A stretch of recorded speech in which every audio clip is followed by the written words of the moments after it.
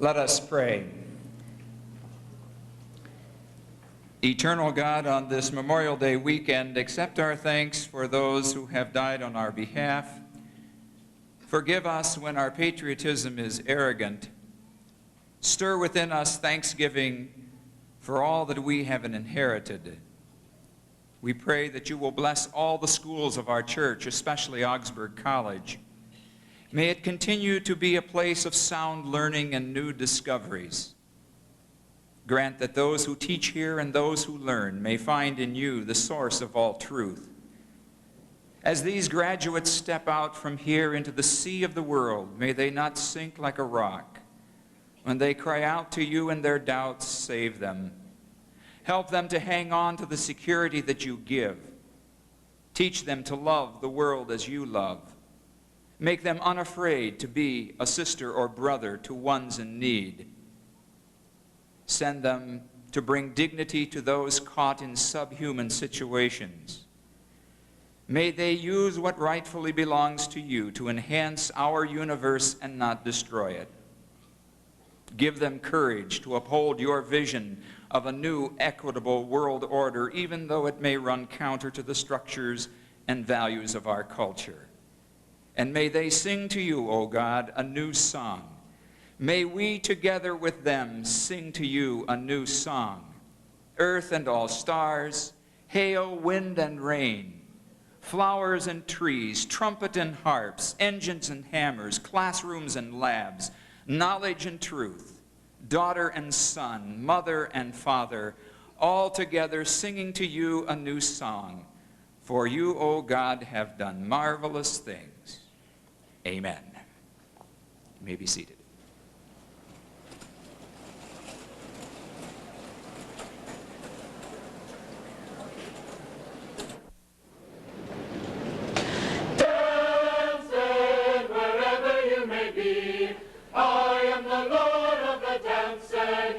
And I'll lead you all wherever you may be, and I'll lead you all in the dance, said he, said he, said he.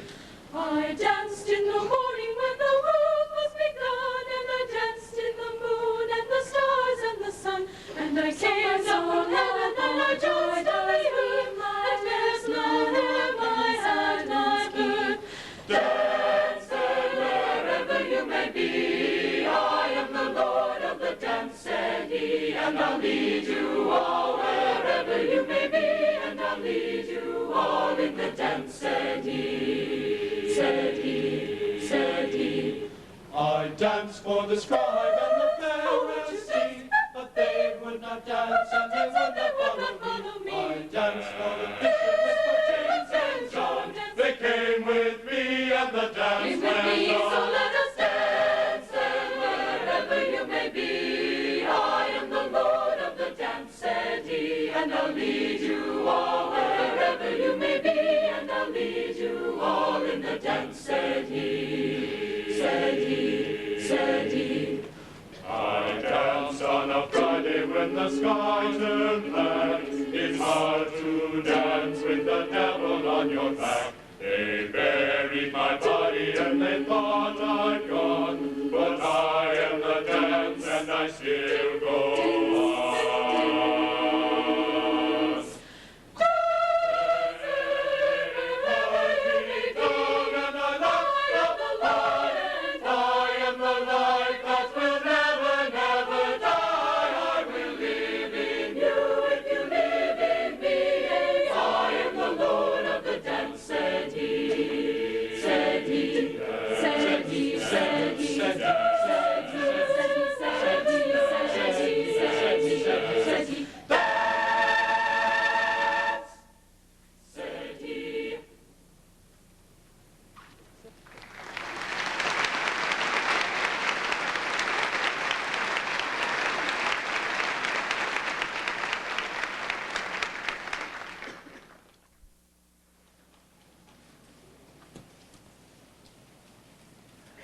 Good afternoon, graduates, parents, and dear friends. You're all welcome to this place and to this event.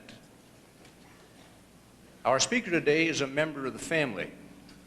She is a graduate of Augsburg College and is a leader in our Black Alumni Association. Day before yesterday, almost all day, she was on campus due to activities required by her membership on the Augsburg Board of Regents and the Academic and Student Affairs Committee of that board. She's a part of the Minneapolis and the Minnesota families, a graduate of Central High School in Minneapolis and of the University of Minnesota Law School. Our speaker is in the midst of a distinguished career in the law. Aided by graduate study at the Harvard Law School and other places, plus significant experience in the Hennepin County Public Defender's Office, she became a Hennepin County municipal judge in 1985 and was appointed a judge in the 4th Judicial District in 1986, a position she still holds. In her side time, free time, she teaches at the William Mitchell College of Law in the areas of trial, advocacy, and civil rights. Even to attempt to summarize the areas of community service in which she is active would take much more time than her speech will take, and so we will not do that. The theme she has chosen is Leadership in Times of Crisis, a Moral Challenge. I am delighted to present the Honorable Lejeune Thomas Lang, District Court Judge for the 4th Judicial District and a member of the family. Please welcome her.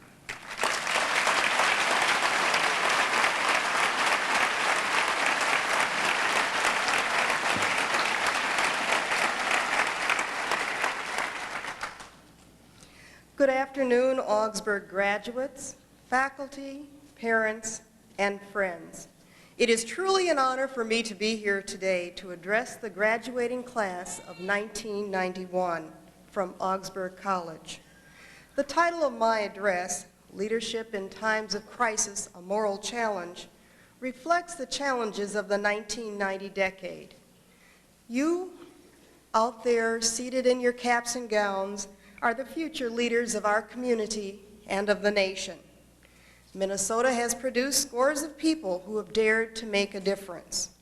People like the Minnesota First, a group of 1,000 men, both black and white, that were the first troops to join the nation, facing the Union Army as the first people to volunteer to represent the great United States in the Civil War.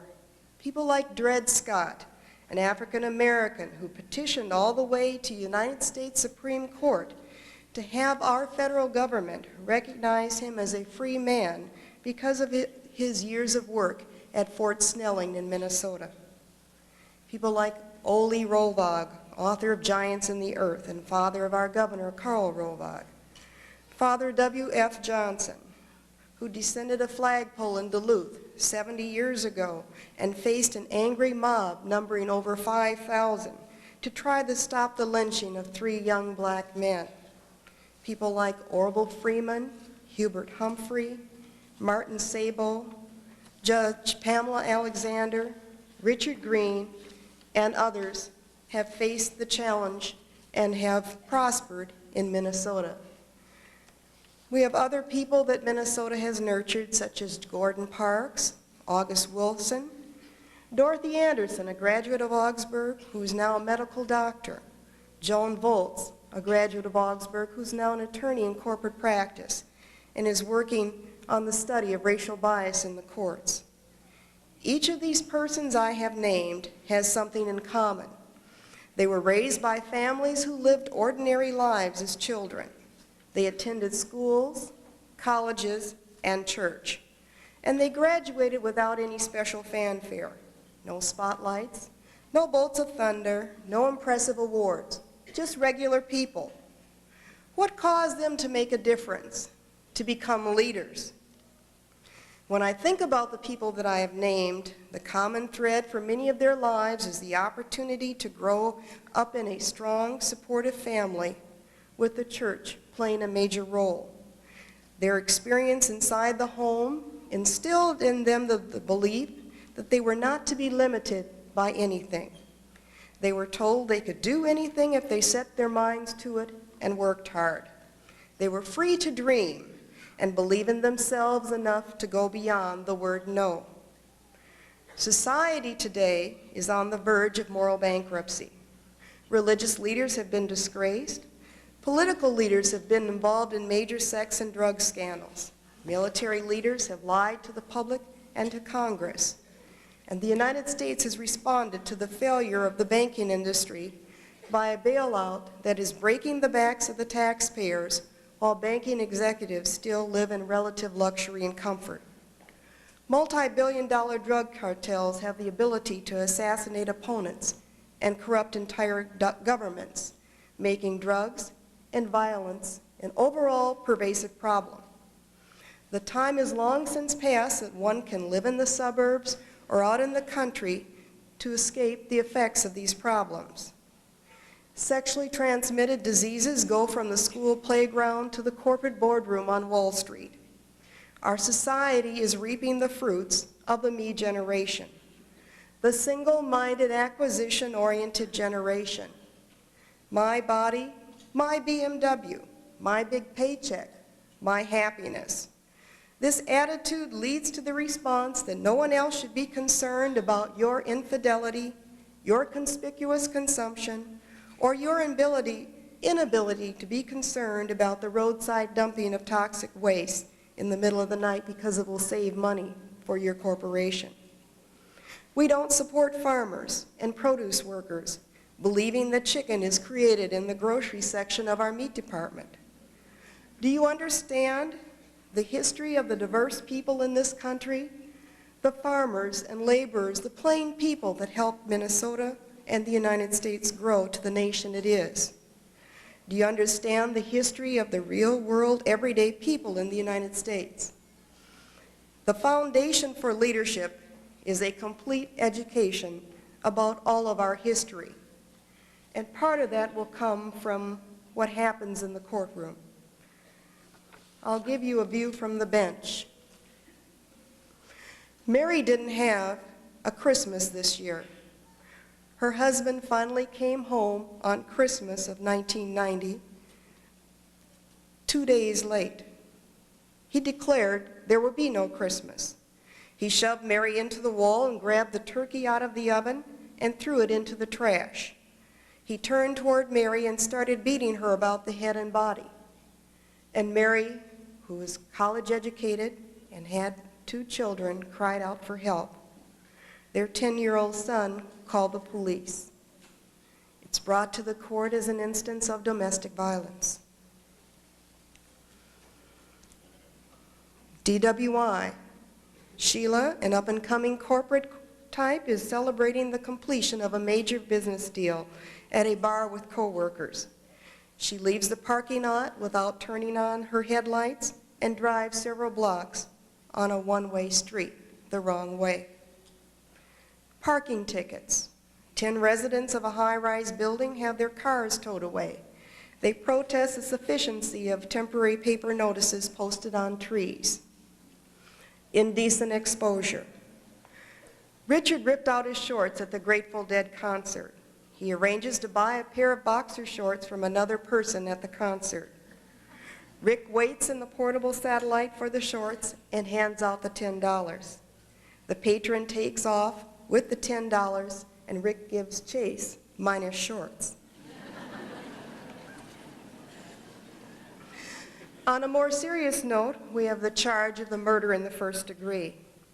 Hillary, a waitress, stops at a suburban bar she visits occasionally after work.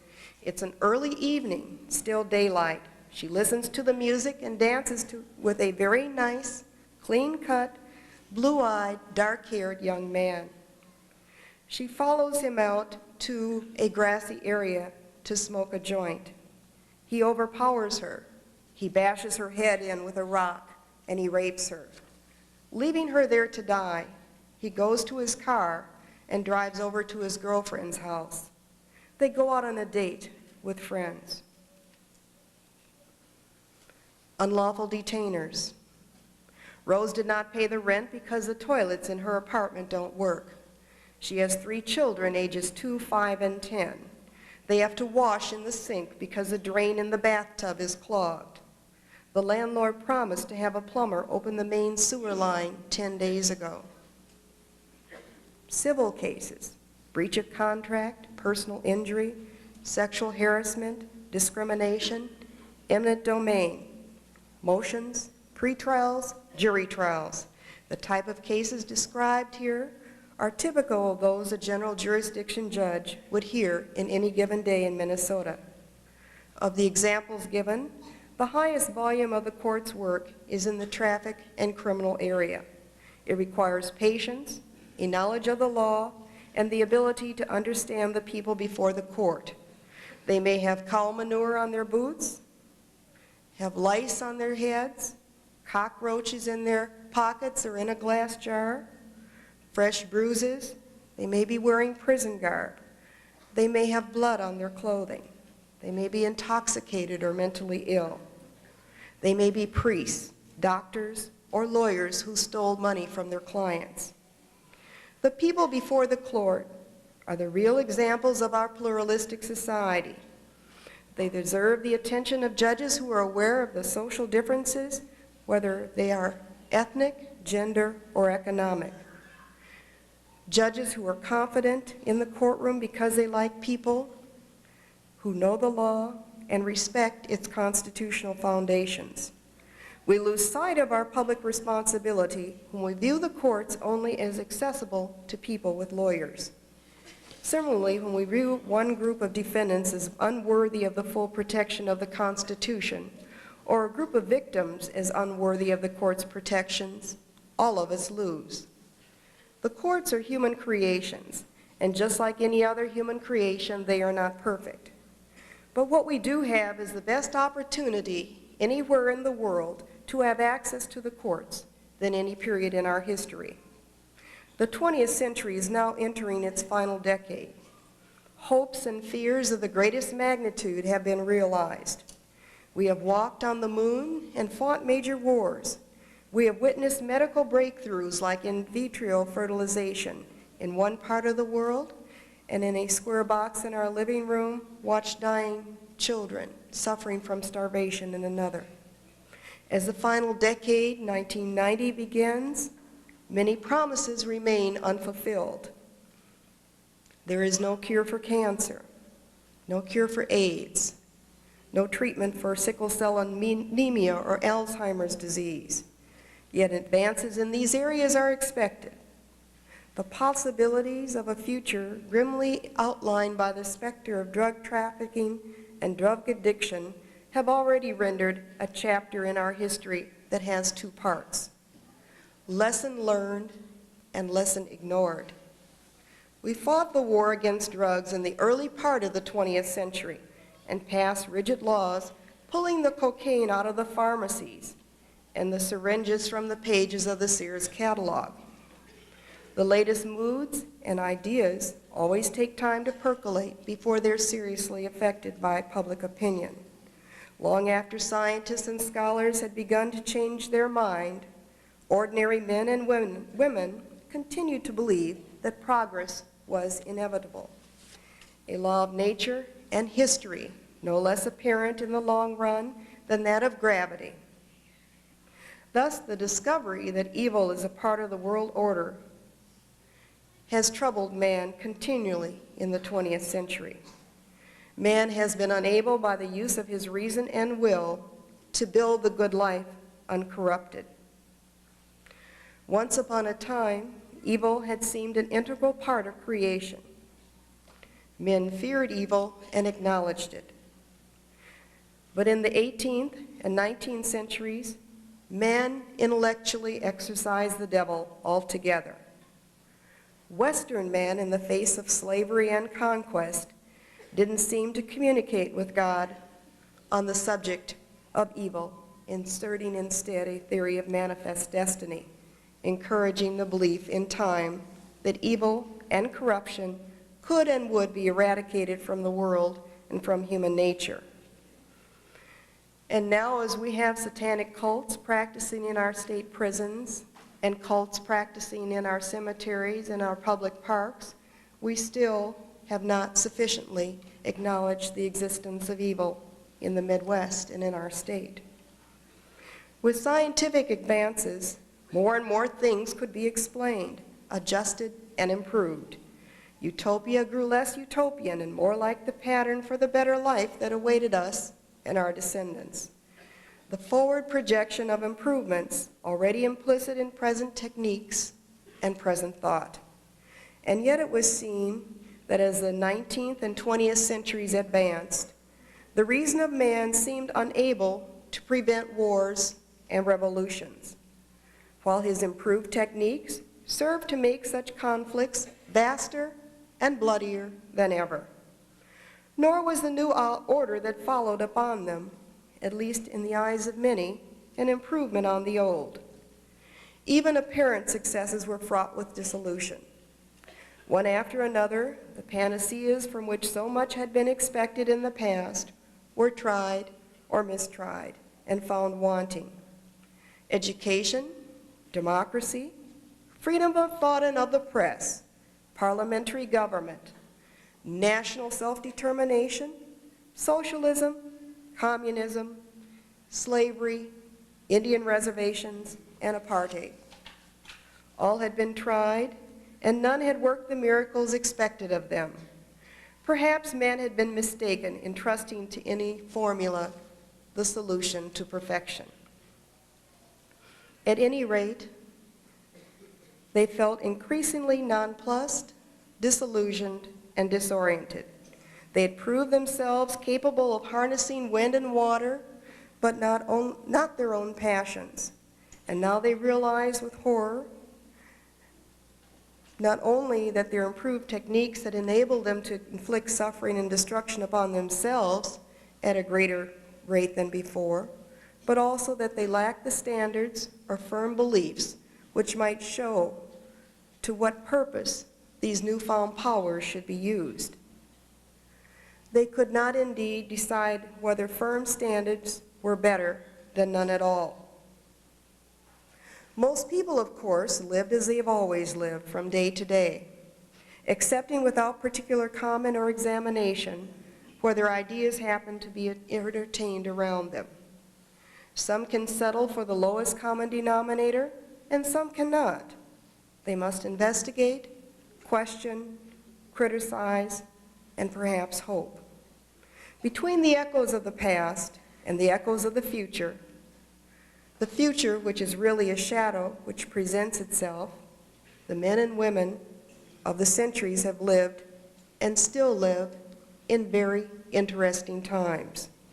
But the Chinese have a saying that it were better that one's enemies lived in interesting times, for interesting times have a way of being uncomfortable times. Thurgood Marshall, in 1991, looks at the 200th anniversary of the Bill of Rights and the first 10 amendments to the Constitution.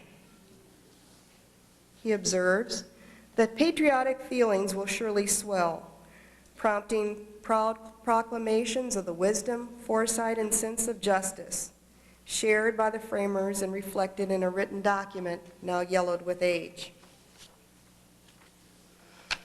I do not believe that the meaning of the Constitution was forever fixed at the Philadelphia Convention, nor do I find the wisdom, foresight, and sense of justice exhibited by the framers of the Constitution particularly profound. To the contrary, the government they devised was defective from the start, requiring several amendments, a civil war, and momentous social transformation to attain the system of constitutional government and its respects for the individual freedoms and human rights we hold as fundamental today.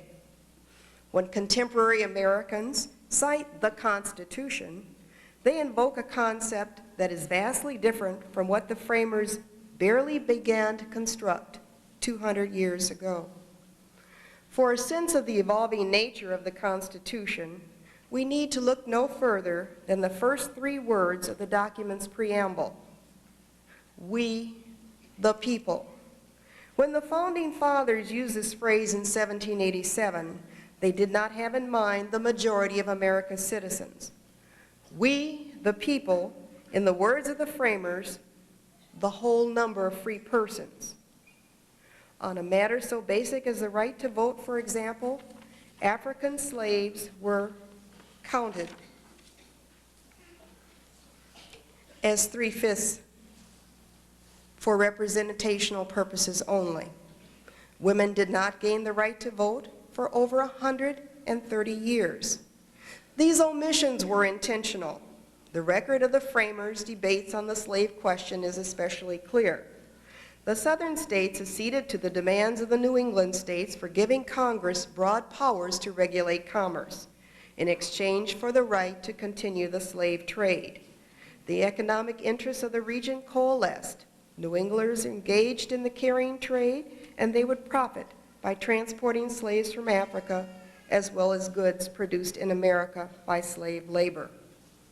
Despite this clear understanding of the role of slavery and the role it would play in the new republic, the use of the words slaves and slavery was carefully avoided in the original document. Political representation of the lower house of Congress was to be based on the population of all free persons in each state, plus 3/5 of all other persons. Moral principles against slavery for those who had them were compromised, with no explanation of the conflicting principles for which the American Revolutionary War had ostensibly been fought. The self-evident truth that all men are created equal, and that they are endowed by their Creator with certain unalienable rights, and that among these are life, liberty, and the pursuit of happiness.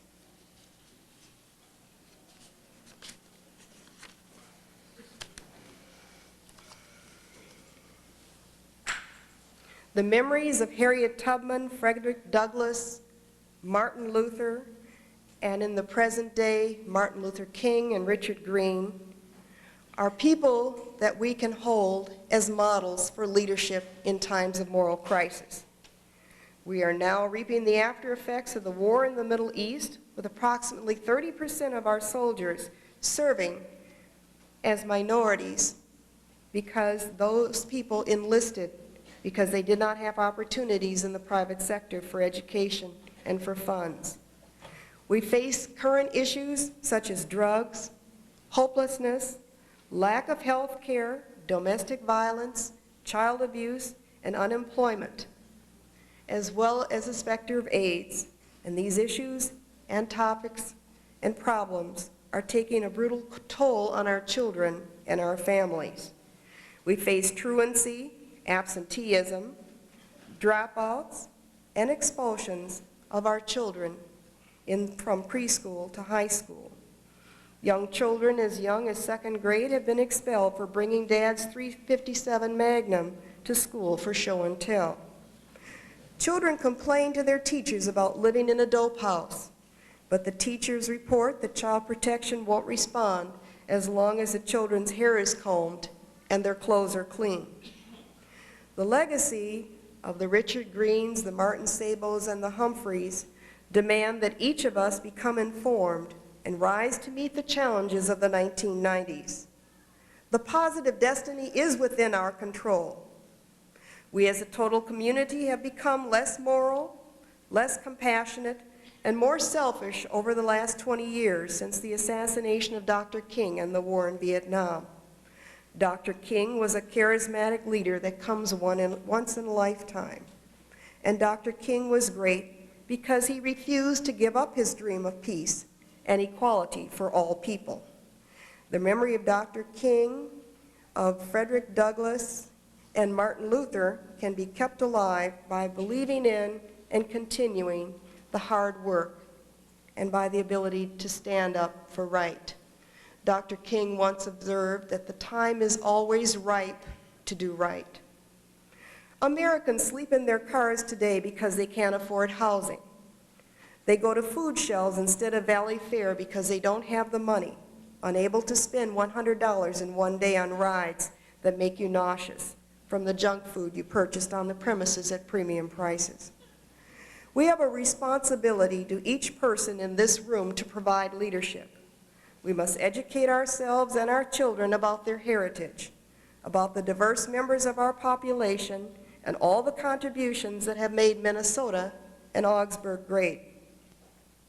We must understand the fears and sadness we as a community have endured. We must tell our children about the Klan rallies, the cross burnings in St. Paul and Coon Rapids. Excuse me.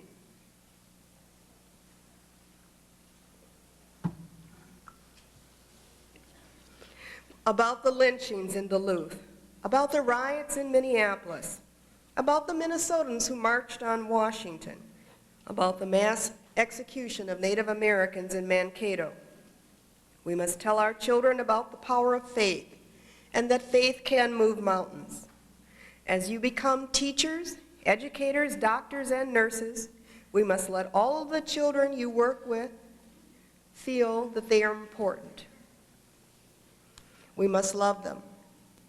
We must tell them that we as members of Augsburg's global community did not go through all the pain and suffering to earn these degrees and incur all the debt, to raise sons and daughters and work with children who drop out of responsible society, who steal hockey equipment, pollute the rivers, use drugs, who rape women and children, or who listen to hard rock music that defines us by our body parts instead of our character. We must let our feelings be known that unwed pregnancy is not okay. We must tell our elected officials with our vote when they tell us that we can't have tax incentives to raise our own children. But we can buy a Persian rug or a Sterling tea service for our office and get a tax deduction. We must tell everyone that educating our children is too complex to be left to the schools alone. Frederick Douglass, Harriet Tubman, Martin Luther, and Dr. Martin Luther King were not the movement. They were the cause of justice, and they were made a lightning rod for a collective group of men, women, and children who were poor and middle class who decided to make a difference. We owe them more respect than words can describe, because as middle-class Americans, our ancestors were either indentured or enslaved by law, emancipated by law, as women given the right to vote, as non-property owners given the right to vote, as veterans recognized by law, as disabled given access to housing and public accommodations by law, and we continue to hope for a legal solution to our present moral crisis, while at the same time remaining uninformed, hostile, and distant from those who write the textbooks, make the laws, or appoint the judges who interpret the laws. We must focus our power. Are we spending money with merchants, doctors, dentists, accountants, automobile dealers, and organizations who are committed to diversity, moral leadership, and corporate responsibility?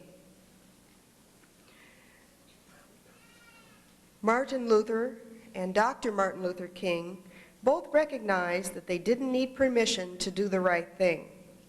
They made a difference, and so can you. As you complete your education and go out into the real world, you will build a reputation by your actions and thoughts every day, and that will determine whether or not you will have the intestinal fortitude to defend against the sharks of greed, hate, racism, arrogance, and moral corruption that face our society today and face today's future leaders. I have great confidence that you will succeed. The successful person has enough self-confidence to cherish everyone, to recognize diversity, and to recognize every child, every soul, every blossom, and allow them all to bloom. Alice Walker observed the worldview, she said, was languishing under the thought that we can only bloom if we step on someone else's flower. She observed a feeling that people felt the only way they can shine is to put out someone else's light. I urge you today to let God guide your life. Psalm 27. The Lord is my light and my salvation. Whom shall I fear? The Lord is the strength of my life. Of whom shall I be afraid? Good luck.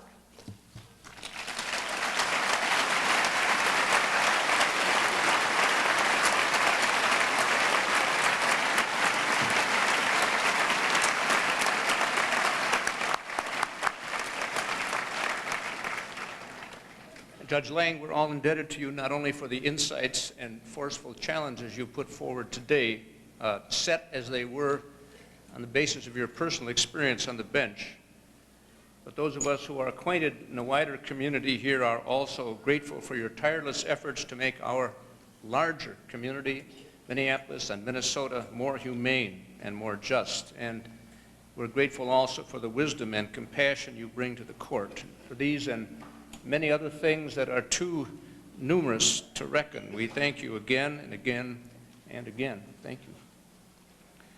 We sing the hymn, and just for a stretch, let's stand up and do it. Thank you.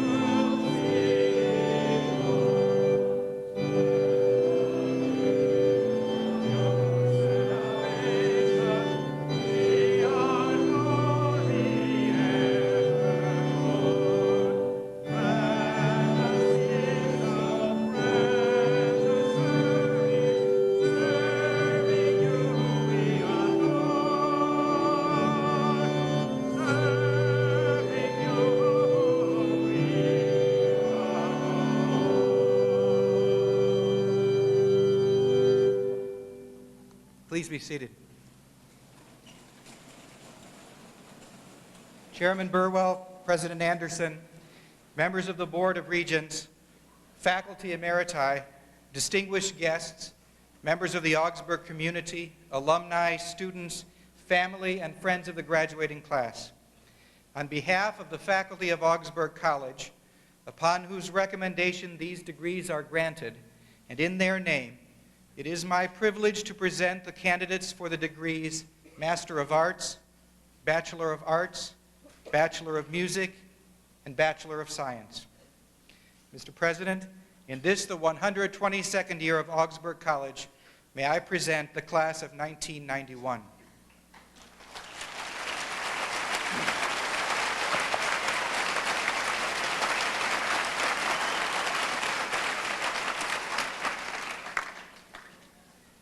At this point, all the males, and I can't see out there, are supposed to put their hats on.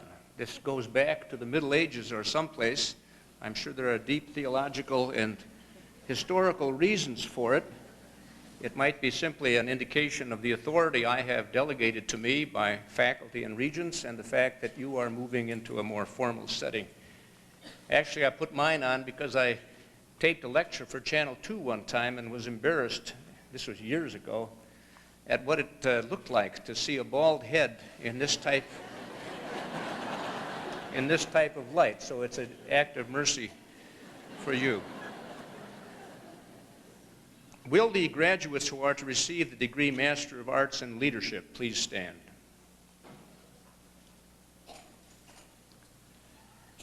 By virtue of the authority entrusted to me by the faculty and the Board of Regents of Augsburg College, and upon nomination by the faculty, I now confer upon you the degree of Master of Arts in Leadership with all the rights and privileges pertaining thereto. As this degree is evidence of your successful completion of an advanced college curriculum, may it also always serve as a reminder that in life, the highest aim is truth. Please be seated. Will the graduates who are to receive the degree Bachelor of Arts, Bachelor of Music, or Bachelor of Science, summa cum laude, that is with highest honors, please stand and remain standing? Will the graduates who are to receive the degree Bachelor of Arts, Bachelor of Music, or Bachelor of Science, magna cum laude, that is with high honors, please stand? Will the graduates who are to receive the degrees Bachelor of Arts, Bachelor of Music, or Bachelor of Science, cum laude, with honors, please stand? Will all the graduates of 1991 and those who are to complete their requirements in the summer and fall terms please stand? A personal footnote that I think everyone here would share: some of the graduates are not standing. They stand considerably taller, seated as they are in their chairs, than all the rest of us, or at least the president, would stand if he were perched on a ladder. You will see them when the graduation, when they move across. You may be seated. You will be directed by the marshals to come forward. Dean LaHerd will announce the names of the members of the class as they come across the platform. I will be assisted and work with my colleague, Mr. Rodney Burwell, Chairman of the Board, and in the graduation or presentation to the graduate students, Elizabeth Vanderschaff will also assist. At this point, every year I make a request that is usually honored mainly in its breach, but we do request that applause and or other exclamations be held until the entire class has been recognized.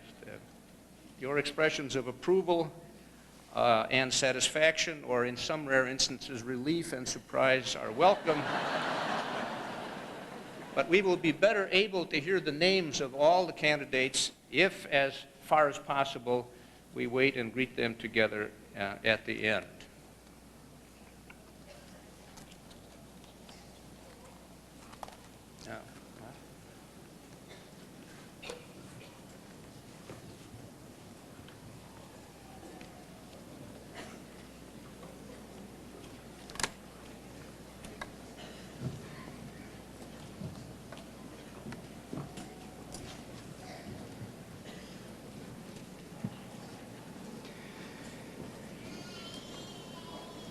The names of candidates for graduation will be read alphabetically by degree.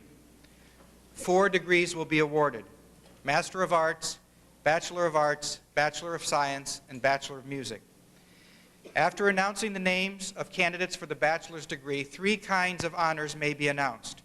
First, Latin honors, summa cum laude with highest honors, magna cum laude with high honors, or cum laude with honors. These honors are based on cumulative grade point average. Candidates for Latin honors wear cords on their shoulders in the school colors maroon and gray.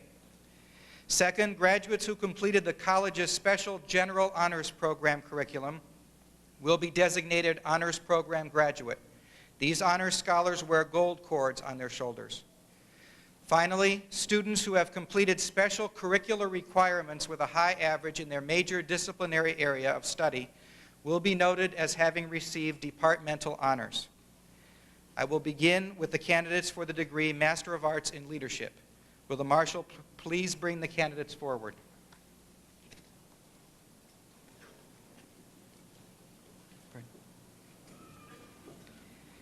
Carol Ann Marie Modlin.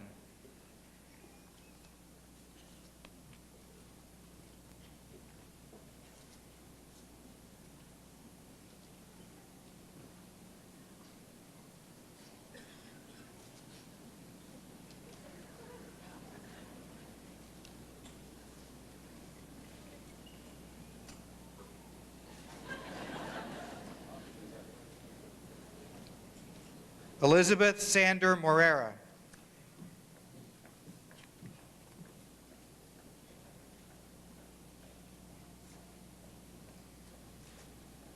Nancy Joan Nystuen.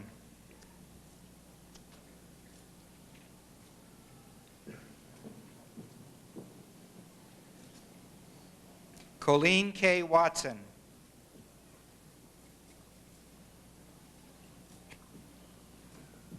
The candidates for the degree Bachelor of Arts. Will the marshal please bring the candidates forward?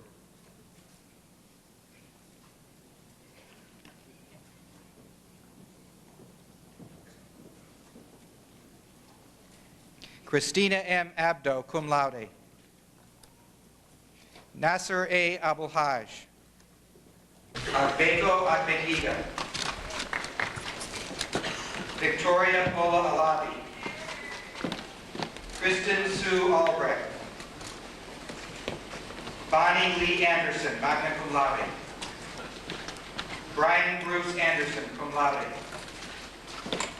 Gregory Jens Anderson. Neruna Andriantiana, summa cum laude. Carlo Renee Aslison, summa cum laude, honors program graduate. Julianne Asplin Hauge. Joel Suzanne Audette. Patricia M. Offer, cum laude. Darren Robert Bach. Christopher D. Baldus. Laura Jean Bassinger. John Curtis Beatty. Carla Jean Berlin. Lisa Renee Decker. Amy A. Beeksma. Christiana Deisner Bolton, cum laude, honors program graduate. Yihun Dinka Bagel. Sandra Ann Bierbaum. Jean M. Burrow, cum laude. Chris Nicholas Busalis, cum laude. Lori J. Bossert. Congratulations. I got your picture. Laura Diane Bauer. Eve S. Bowman, cum laude. Rana Ray Boyd. Rebecca Ann Bradbury, magna cum laude. Margaret Paczynski, cum laude. Joel Brian View. Jill Annette Bergstrand, magna cum laude, departmental honors in biology. Andrew J. Carlson, magna cum laude, departmental honors in philosophy. Annalisa Carlson. Jennifer M. Carlson. Terry A. Carlson, magna cum laude. Congratulations. Lisa Marie Carachetti. Betty Ann Christensen, summa cum laude. Renee K. Clark, summa cum laude, honors program graduate. Bren Patrick Clinton. Stephanie Ann Colgan. Judith A. Councilman, cum laude. Christine Ann Corey, magna cum laude, honors program graduate, departmental honors in art history. Rhonda Faye Cachetto Blood. Yeah. Melody A. Dow. Corey L. Davison, cum laude. Gigi J. Decker, magna cum laude. Linda DeMacy. Lisa D. summa cum laude, departmental honors in English. James Edward Douglas, cum laude. Lisa Ann Drake. Lolita Suzanne Driscoll, magna cum laude. David James Drolson. Kimberly Dolores Drummond, summa cum laude. Sue R. Dunleavy, summa cum laude, honors program graduate. Helen Louise Durgan, magna cum laude. Jacqueline Dines. Dawn Darling Edwards. Kirsten Ann Heidenfeld. Jorgen William Ellingson. Tyler Summers Ellison. Christina Rebecca Emery, summa cum laude. Kathleen D. Inghauser. Annika Marie Erickson. Thomas J. Feely, summa cum laude. Nancy J. Farrow. Sharon Marie Fiedler, cum laude. Gary Richard Forsberg. Mary Jo Forsberg. Carol J. Fry. Stephanie K. Fullerton. Jonathan O. Fury. G. Joseph Gauss, cum laude. Brenda Louise Gilbertson, cum laude. Teresa Louise Gilbertson. Sharon June Getson, cum laude. Mary Goswitz McCary.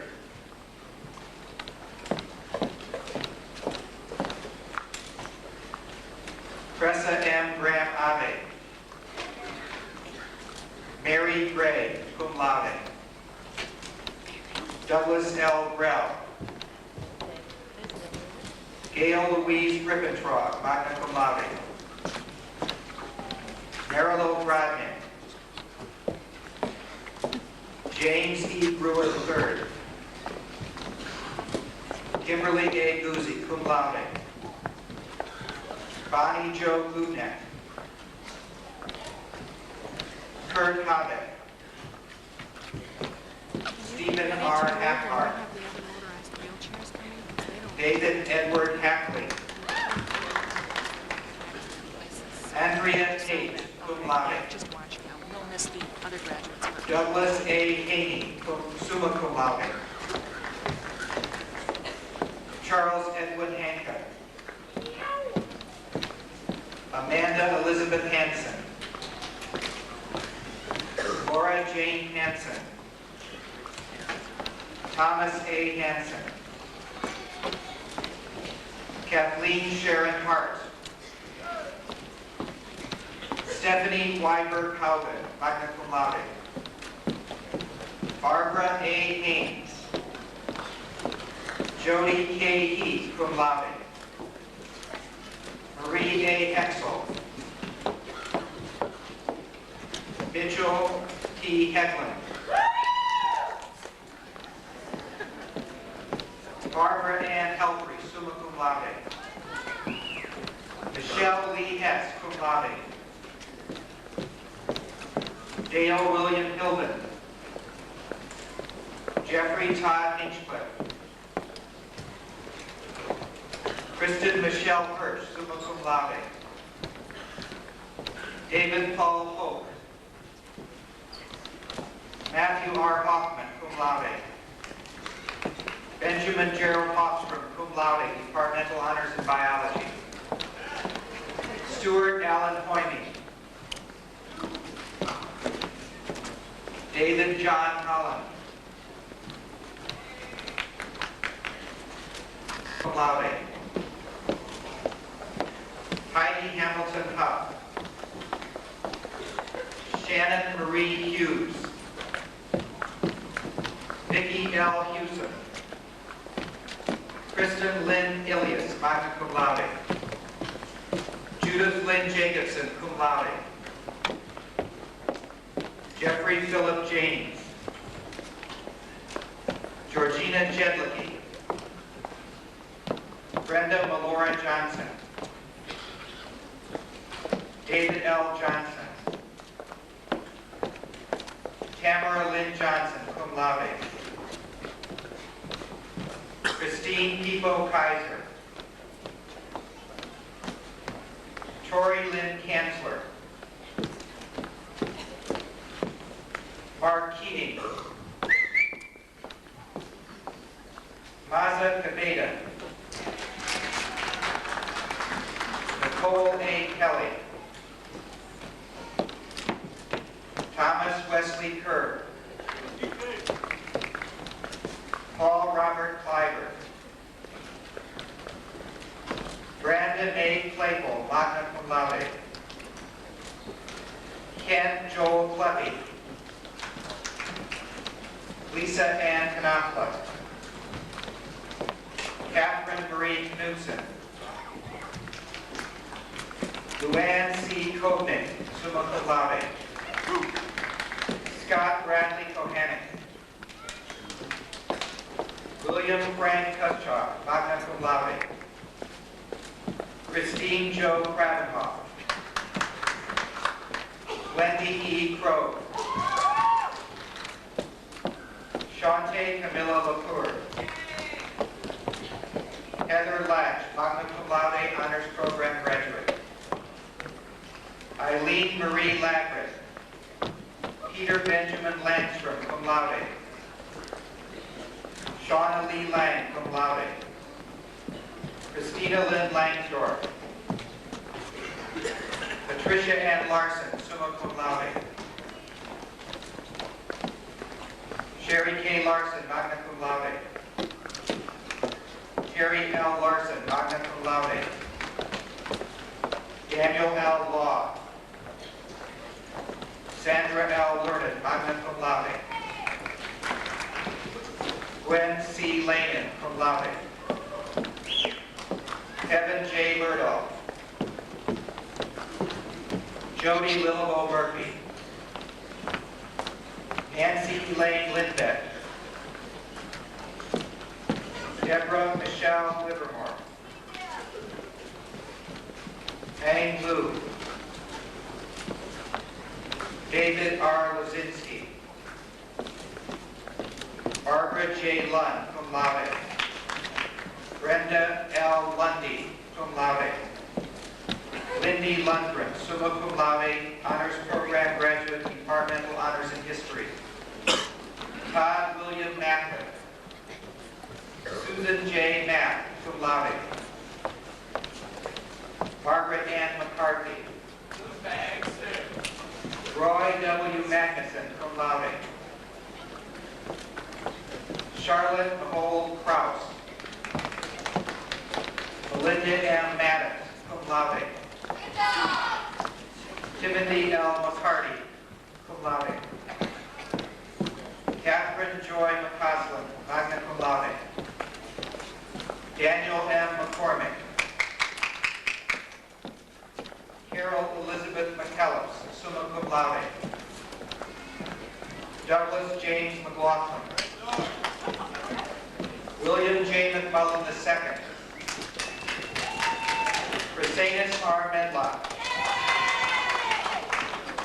Victoria Ann McCollum, cum laude. Nancy L. Merritt, summa cum laude. Kristen Danielle McCauley. Brenda K. Mignowski, cum laude. Annette J. Nicholson. Kelly Ann Miller, summa cum laude. Kia Miller. Michael James Mattoon, magna cum laude. Manvita Milo Molloy.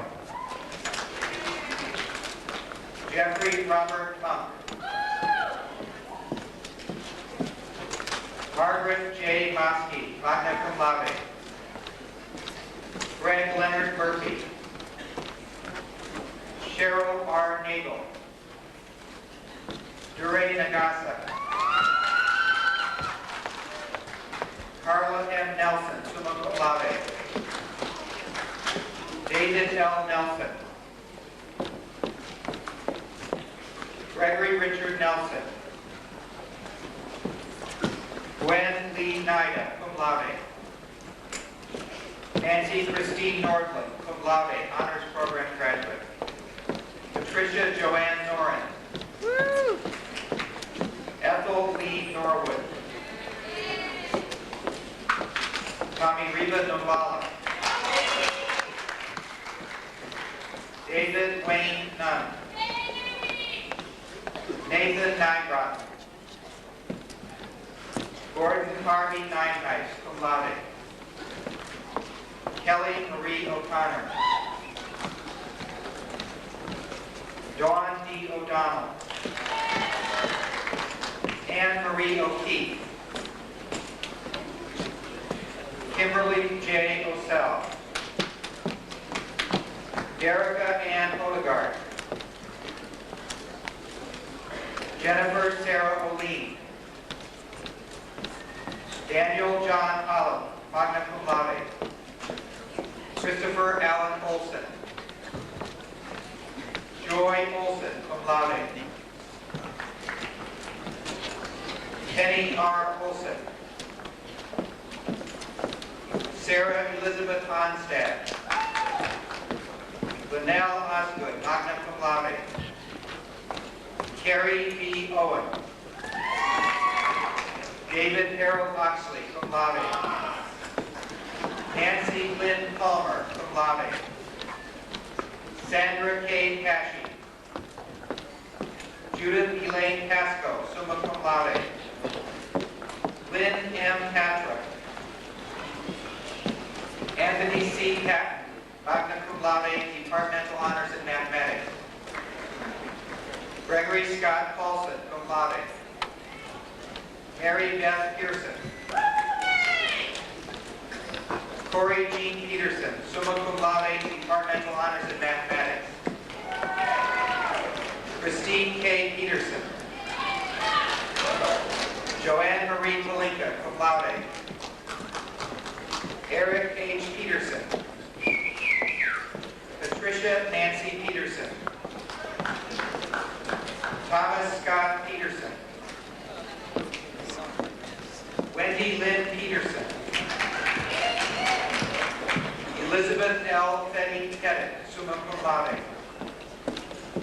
Leslie Louise Panu. Carolyn M. Poole. Brenda K. Quaddy.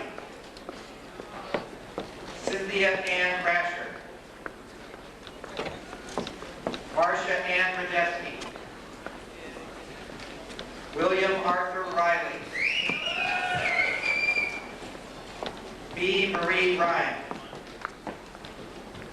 Jill Christine Richards. Bruce Michael Rivers. Jill Marie Rovac. Jeffrey Scott Ronneberg. Kevin Robert Ronneberg, summa cum laude, honors program graduate. Jennifer Lorraine Ross, magna cum laude. Luann K. Roth, magna cum laude. Suzanne Joy Rose, cum laude. Kelly Ann Rudine. David Eric Rush. Shannon Kempfert Salter. Gina Ritaco Samsel, cum laude. Robert F. Schott. Julie L. Schluter, cum laude.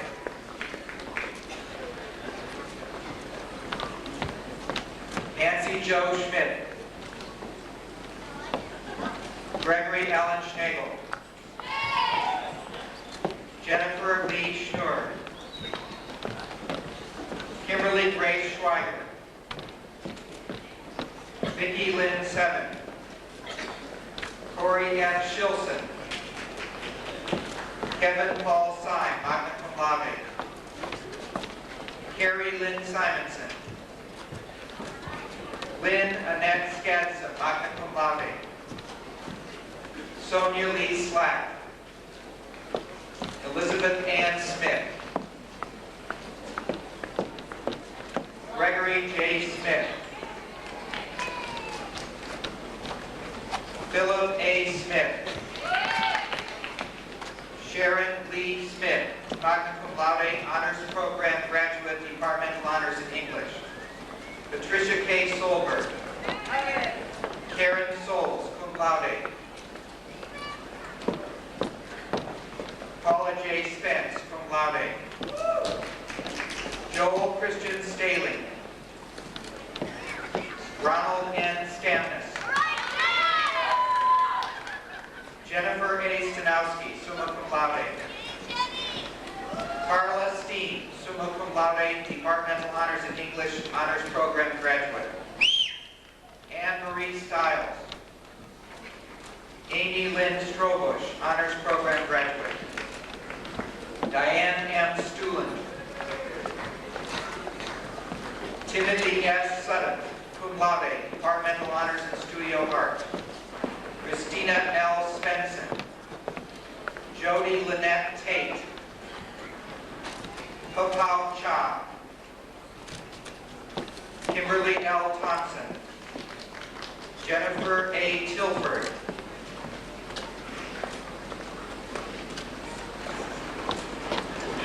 Tasha Topka. Deanna Ruth Total. Tamara J. Tracy. Julie Ann Tyler. Julie Ann Urban, summa cum laude.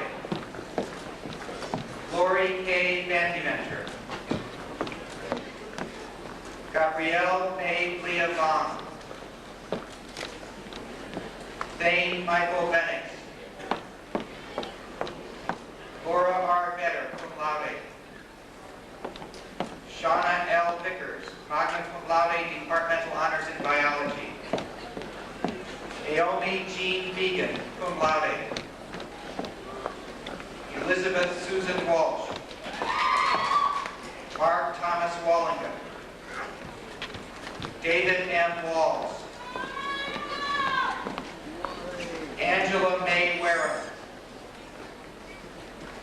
Michael B. Weiner. Julie Ann Welch. Darlene Mary Wenanti. Richard J. Wenner. Jennifer K. Wheat, cum laude. Deborah Michelle Whitehead, cum laude. Juliana Christine Weil. Phyllis Ann Williams. Shannon G. Wilson, magna cum laude. Michelle K. Winsell, magna cum laude, honors program graduate. Shelley Marie Witt. Barbara J. Woods. Darby Denise Worley, cum laude. King Shor Ying. Dawn Lavira Yoder, magna cum laude. Christopher Yu. Christina Marie Zamaripa, cum laude. Troy Matthew Bangs. Candidates for the degree Bachelor of Music. Gregory Paul G. Baranow. Stephanie A. Rocco, departmental honors in music performance. Lynn Christine Luderman, cum laude. Nancy Lorene McMurray, magna cum laude. Beth M. Swanberg.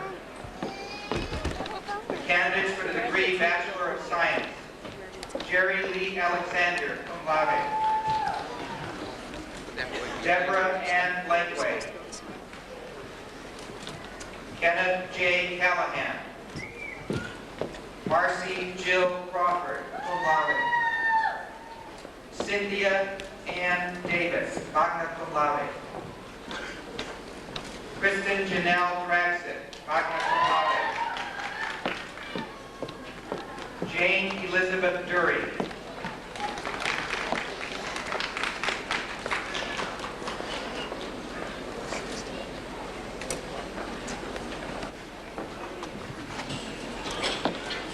Ray Stanley Gagno, cum laude.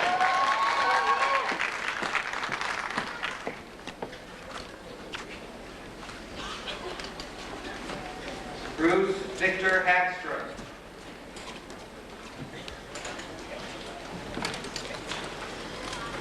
Jason Roy Heffelfinger, magna cum laude.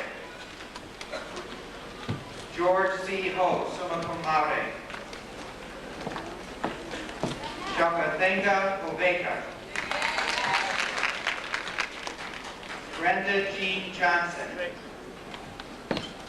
Wanda J. King. Suzanne Lee, cum laude. Kathleen M. McCullough, cum laude.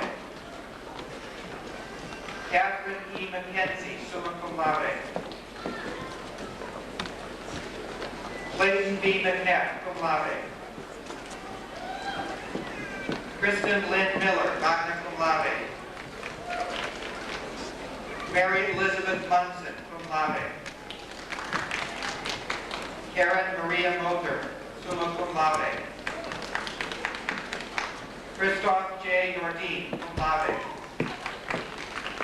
Maureen C. Oxner. Carla Jean Rifenberg. Ian Tao.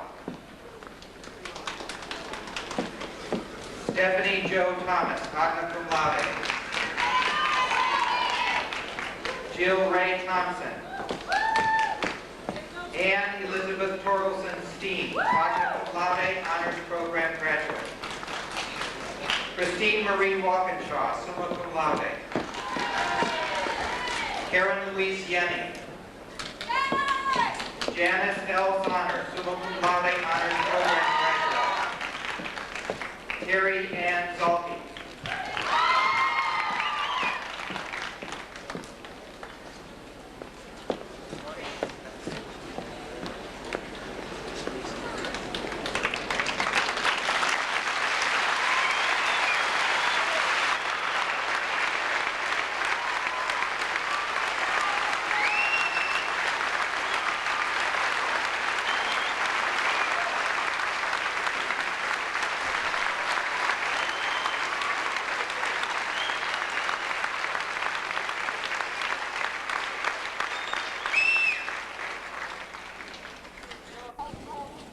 It is customary at this time to give representatives of the class an opportunity to briefly, I think, respond. The two people are Jennifer Wheat and G. Joseph Gauss, and they can come up in that order, wherever they are. Jennifer?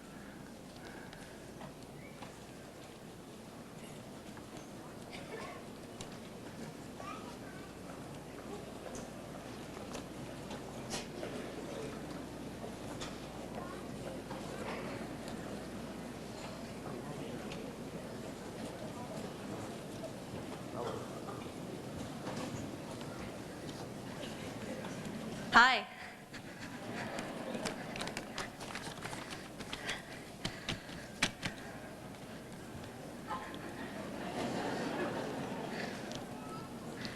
Well, here we are. I didn't think this would happen. Well, during the past 4 years, I have changed. I believe that we all have. We have learned a great many things. We've shared triumphs and failures. We've grown together. We've grown apart. And we maybe even grew up a little. I want you to know that I feel honored to have met you, worked with you, and to call you my friends. As I think back and forward, here are some thoughts I'd like to share with you. It's nothing fancy, just some random ideas. First one is, we are alive. We are mortal, although this may be hard to believe sometimes. Sometimes things break, and then they get fixed. Knowledge is an incredible force. It can lead to wealth, power, joy, but hopefully it leads to more knowledge. Each of us can teach, and there is always more to learn. Reach out and touch someone. Share. Contribute to life. Celebrate your life. The future is waiting for us, our future. Remember to accessorize.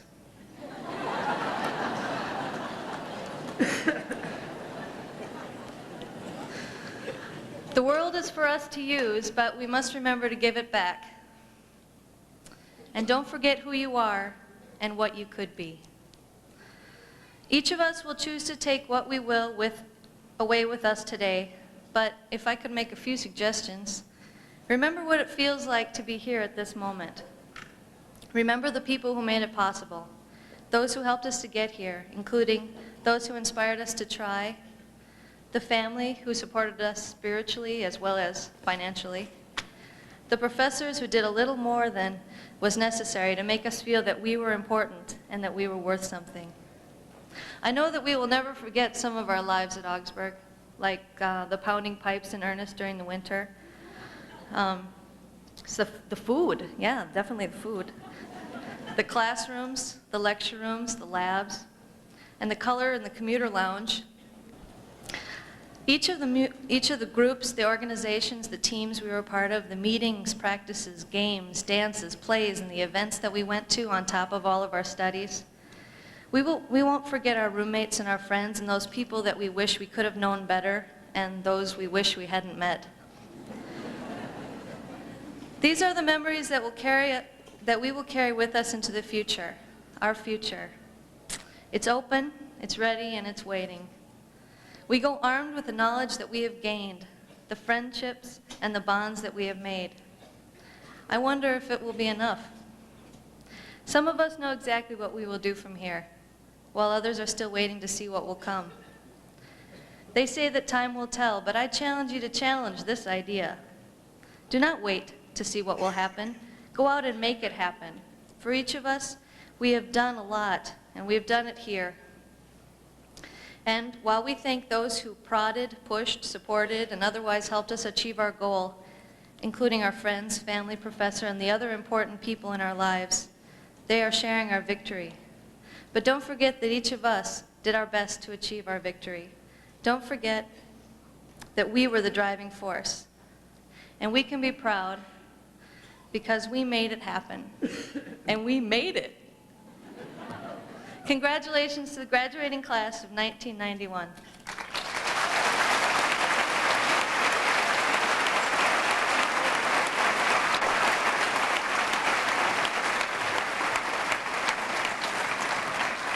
Thank you very much, Jennifer. I'm glad you were as nervous as I am now. Good afternoon. My name is Joe Gauss, and I'm here representing the 108 Wheaton College students graduating this year, including the Wheaton College students participating in commencement today. The idea of Wheaton College is kind of self-explanatory. We attend college on the weekends instead of the weekdays. And I was asked to represent Wheaton College, and I found it really difficult to find the words that would include all of us. Sometimes we're called non-traditional students, and I sometimes have trouble with this word.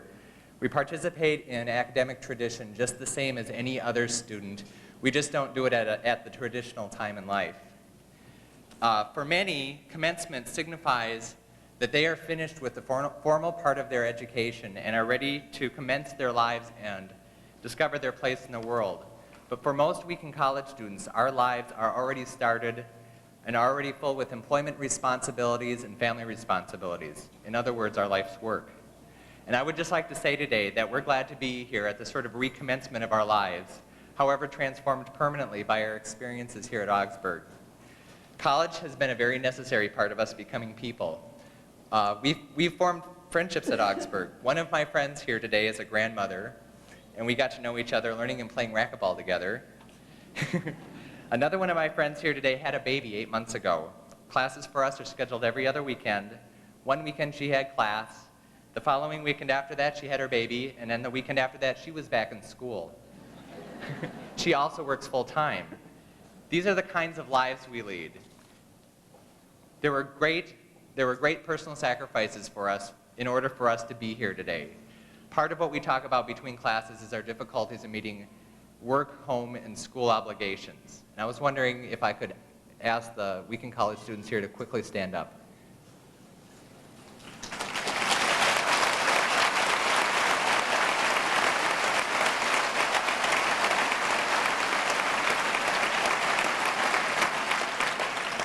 So to all of you here who is a husband, a wife, a mother, a father, a sister, a brother, a lover, a professor, an advisor, an employer, a daughter, a son, or a friend of a Wheaton College student, thank you very much for sticking it through with us. It's especially sweet to be here, and we couldn't have done it without you. Thank you.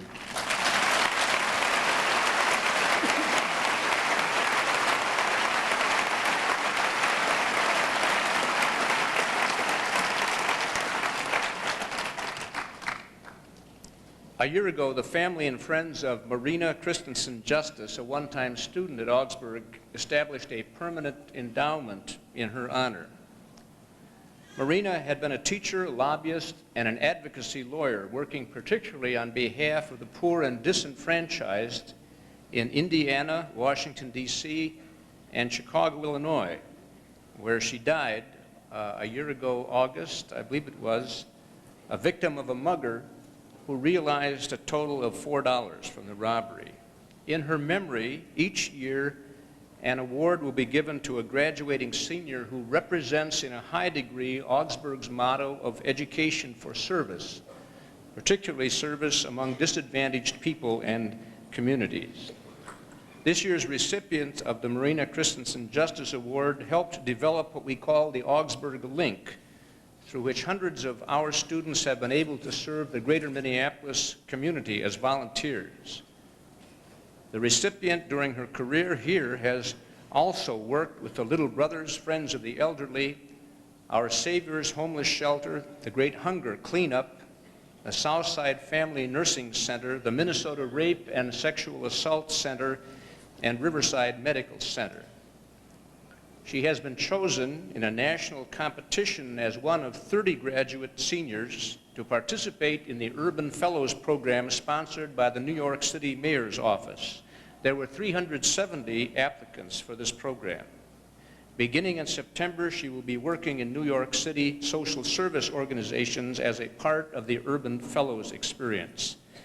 I am pleased to present the Marina Christensen Justice Award this year to Chrissy Miller. She will come up.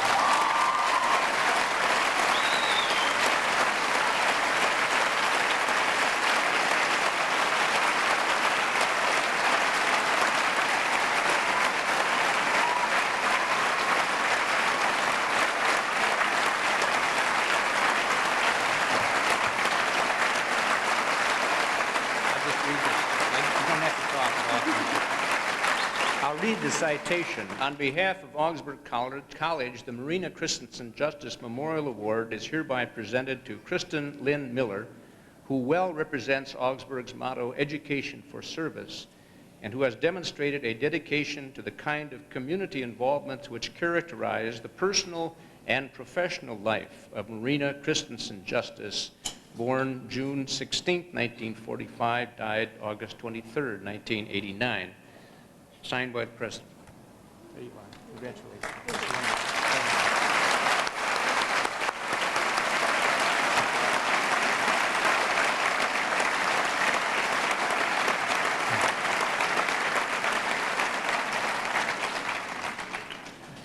I had prepared extensive closing remarks, but I would lose you all. It's too warm, obviously. So I just want to say thank you all for coming.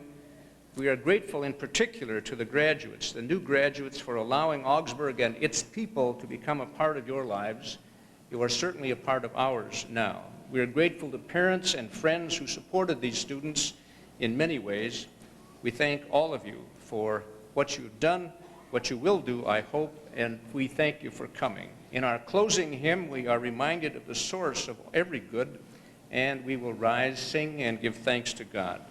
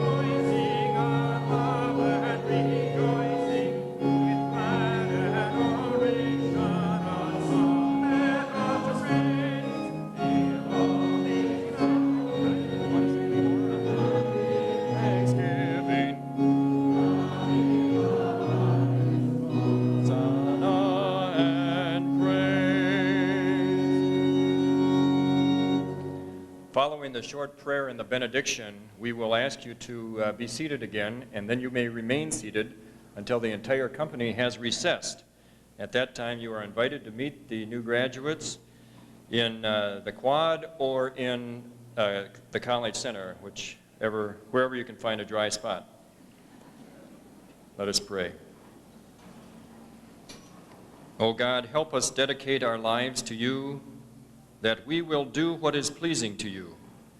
Help us to realize that what is pleasing to you is not outward conformity to the standards of this world, but an inward transforming of our lives. And now let us depart in peace.